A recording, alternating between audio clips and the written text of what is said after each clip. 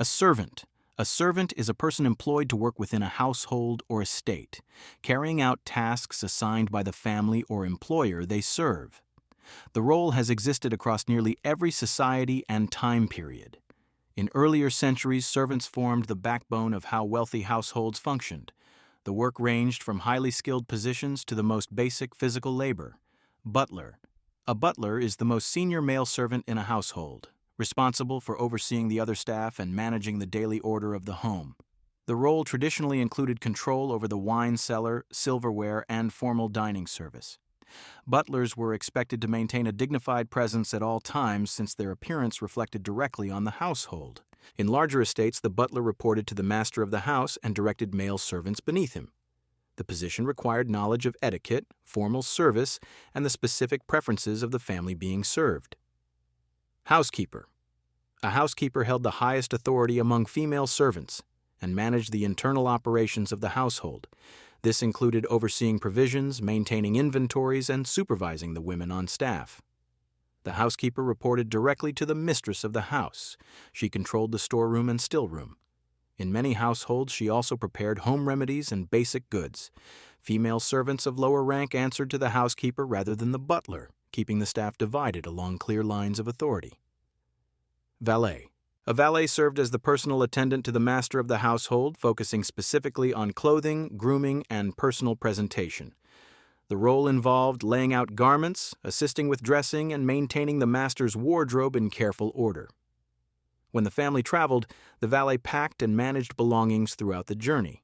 Unlike the butler, whose responsibilities extended across the whole household, the valet's work centered entirely on one individual. The position was considered prestigious among male servants and required close personal trust. Lady's maid. A lady's maid performed the same personal service for the mistress of the house that the valet provided for the master. She arranged her mistress's hair, assisted with dressing, and cared for her clothing.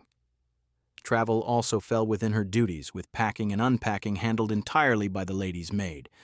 In many households, she was also expected to sew and make repairs to garments. The role placed her in constant proximity to the mistress.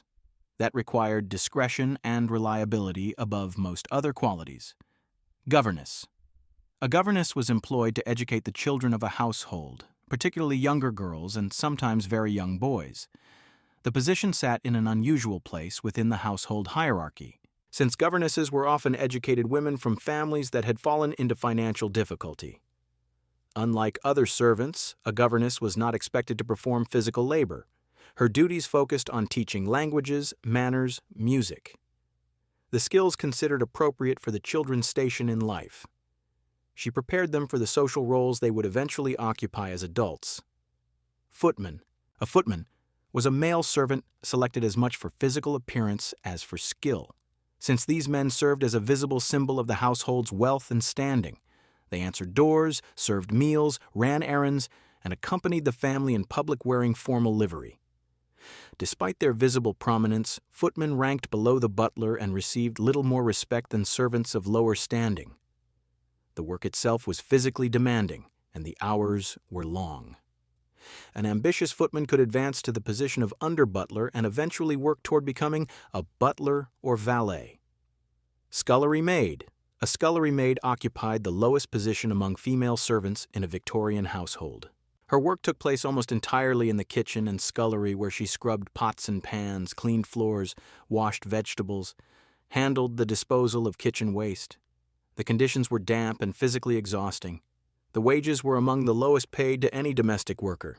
The scullery maid was distinct from the kitchen maid, who held slightly more responsibility and learned basic cooking techniques. With enough time and demonstrated ability, a scullery maid could advance to kitchen maid or parlor maid, though this required patience and strong performance over years of service. Kitchen maid. A kitchen maid worked directly beneath the cook and assisted with simpler food preparation alongside regular cleaning duties. The role provided practical training in cooking techniques and gave kitchen maids a clear path toward eventually becoming a cook themselves.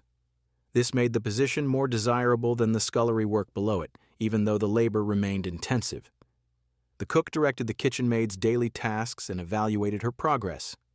In households where only a small number of servants were employed, the kitchen maid often absorbed scullery duties as well. steward. A steward acted as the right-hand figure to the owner of a large estate, managing both indoor and outdoor operations depending on the size of the property. A land steward oversaw farming, collected rents, supervised repairs to buildings, managed the working staff across the grounds. In some households, the steward also handled financial accounts and communicated directly with tradesmen and contractors. The position required organizational ability and a broad understanding of the estate's resources. Among the most senior servants, the steward reported directly to the master of the house. Nanny. A nanny was employed specifically to care for the children of a household on an ongoing basis. Unlike a governess, the nanny focused on the physical care and daily routines of young children rather than formal education. Duties included feeding, bathing, managing the children's schedules, and in many cases, handling their laundry and basic meals. Some nannies lived within the household while others traveled daily to the family's residence. The role carried significant responsibility since the well-being of the children depended almost entirely on the nanny's judgment and attentiveness during the hours she was present. Housemaid. A housemaid was responsible for the general cleaning and upkeep of the rooms within a household. Different households divided this work further, with head housemaids overseeing junior ones in larger establishments. The work involved dusting, sweeping, making beds, and maintaining the appearance of rooms used by the family. Housemaids worked according to a daily schedule and were generally expected to complete most of their cleaning before the family rose in the morning. The position was one of the most common forms of domestic employment during the height of the Victorian era.